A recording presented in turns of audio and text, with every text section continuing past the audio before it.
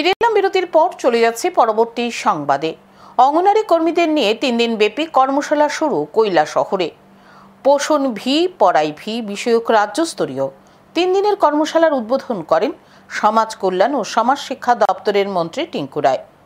বুধবার কৈলাসহর সার্কিট হাউসের কনফারেন্স হলে শুরু হয়েছে কর্মশালা। সমাজ কল্যাণ ও সমাজ শিক্ষা দপ্তরের উদ্যোগে হচ্ছে এই কর্মসূচি। আলোচনা করতে গিয়ে মন্ত্রী কি বললেন? আমাদের ভারতে 13,87,000 অঙ্গনওয়াড়ি সেন্টার, এটা একটা বিশাল বড় সংখ্যা। 13,87,000 সংখ্যাটা মানে বাড়ির কাছে কথা নয়, একটা বিশাল বড় সংখ্যা। আর যারা ওয়ার্কার রয়েছে সেটা হলো 13,48,135। মানে এটাও অনেক ছোট দেশ আছে যেখানে তাদের জনসংখ্যার সমান। আপনাদের যাদের জন্য কাজ করেন 8 কোটিরও বেশি শিশু রয়েছে।